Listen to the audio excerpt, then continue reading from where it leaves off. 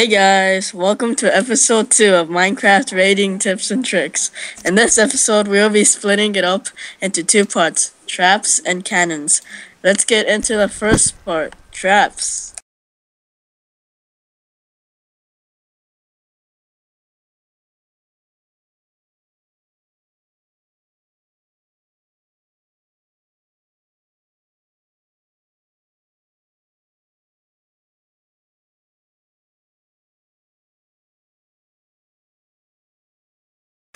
Alright, what's up guys? That last trap was, I don't know, we don't really have a name for it, so exploding house. This is just going to be how to build it. It's actually fairly simple. The reason we use obsidian is because if you don't use obsidian, the blast goes way out sideways instead of up, and if it's up, it's aimed more at the person you're trying to kill, yay! So yeah, you just pretty much, you can build it like this. I don't know, you can see. So if you want to know how to actually build it, you can just actually look further back in the video. Don't really have the time or effort to actually tell you. You can just watch. But basically, it's just TNT under a house. It's really simple. Just tell people to TP here or something, and you know, they'll just TP here. No, this is here. This actually causes the explosion. That block right there causes the explosion to come way out, but you need a door there. Without the door, without the wood beneath the door, it looks really bad and obvious. Don't put the pressure plate there yet, because if you step on that, it's like GG YOLO. YOLO. And then yeah, so it's pretty simple, really. You just have a pressure plate, and underneath the pressure plate is redstone, and all next to the redstone is TNT.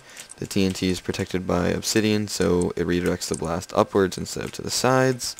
And yeah, that's pretty much it. But this is kind of just a speed build of that house. It's pretty much done. Yeah.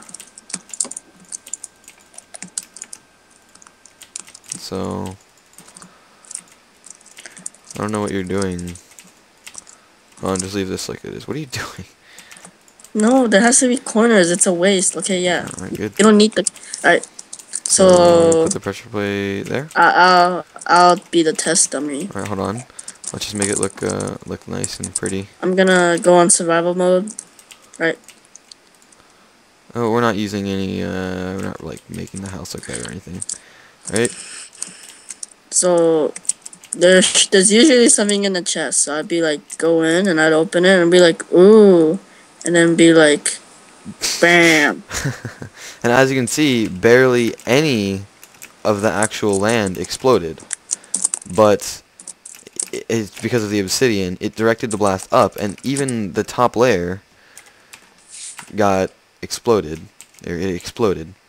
So yeah, that's a really, really effective way to kill people with lesser armor. But once you get up to the like higher protection diamond armors, it's not really that useful. But it is still useful, especially if you're hiding close nearby. You see that they're injured, you go and finish them off with a few quick hits. So yeah, let's go to the next one.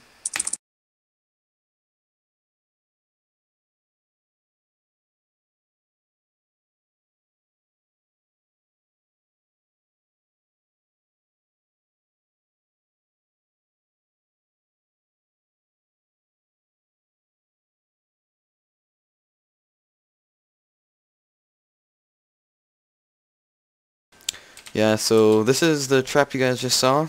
Before I go into depth about it, it's not super effective for a couple reasons. It's kind of defective to the point where if the person that you try to trap is actually has an IQ over 10, can kind of understand what's happening. And I'll show you what I mean right now. Basically, you go through this door, and you know there's a chest which you can actually access from behind the pressure plate. We could move it back, but whatever. But if you step on the pressure plate, the pistons move the block that holds the sand in place. But in order for the sand to fall, you actually have to step off the pressure plate. So while you're here, you could just type in /spawn and you're out. But if you move off, it's pretty effective. As you can see, I have to break my way out of it a little bit. It's and also while you're in this state of being constantly trapped, you can't actually get out because the way it's made is, especially with a couple rating servers, they have it so if you're taking damage, you can't, slash TPA, slash spawn, whatever. You can't do that. So it's pretty effective if you're trying to keep someone in your control. Damage-wise, it's not very effective, and it's very costly. You could probably save a few bits of redstone because we're pretty bad with redstone. But the way we have it wired is just underneath into a pressure plate. You use a lot of pistons, use a lot of redstone. It's not necessarily the best thing in the world. But then again, if you're just using it for the lulz, say, and oh yeah, another thing is it's huge. I mean, it is ginormous. Like, it's so hard to hide this. Oh, and one thing about that people usually think when they see like a pressure plate move over them, well, when they see like a chest, they're kind of run by greed to like get there immediately. So usually they wouldn't think because they just want to get to that chest. Alright, well, see you guys in the next one. Yo, alright, so this is the fundamentals of building a TNT cannon. If you don't know what a TNT cannon is, basically you're using TNT to propel other TNT to explode things farther away. This is probably one of the smallest TNT cannons you can make. Very effective. Not effective at all, actually. But once you add some other stuff, it does get very effective. So this is basically what a TNT cannon is. You're using a TNT to power another TNT to go somewhere and explode.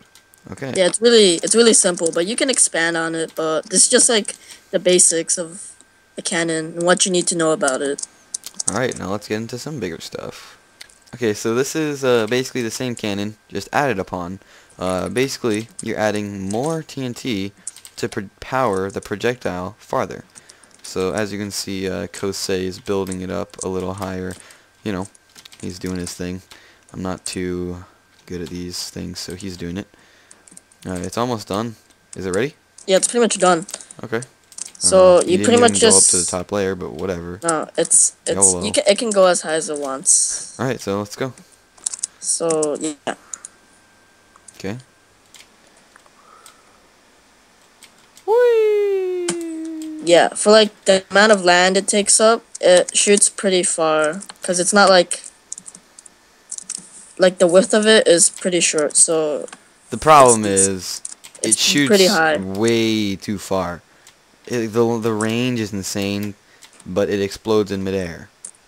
No, but the thing is, if you want it to go like, you can put like a block above it. So yeah, when the TNT shoots, yeah, like the block will pretty much stop it a little, and then it'll hit the ground earlier. All right, let's move on to the next one. Oh, alright, so this next one is called Jeff. It was made by Omizavas, or Vinny, or Thomas, or whatever you want to call him. It's pretty useless. No one would ever use it. We'd never set this up, if we're raiding someone. But it's pretty cool just to have. Basically a shotgun effect. He loaded it earlier. He was showing me how to fix it, or how to do it. I kind of just guessed. But it shoots these two. And it's powered by a lot of TNT. You can add more layers, but I just decided not to use them. So you basically have to press one button. The rest of it is just automated. So all the TNT falls, and it's just boom. So that's it. I would not recommend anyone use this sort of TNT cannon. I mean, if you're not making it out of obsidian, it'll be better. But redstone wise, it's pretty pricey. Yeah, let's go to the next one. Alright, so this is a really easy, efficient one. Super easy to make. Basically the same idea as the other one, except instead of being powered by one, it's powered by two. Yeah, you just have to expand. It's really simple. But it's a lot more effective range-wise. That's And probably the perfect length, by the way. You will never really need more length than this. And if you want it to be more powered, you can just keep adding on. Yep. It's really simple. Like, okay, I'm so bad. Alright, well, that's gonna be the last cannon. Peace. Yo, hope you guys enjoyed the video. This was episode 2 of rating tips and tricks, traps and cannons. Comment, rate, subscribe. Peace.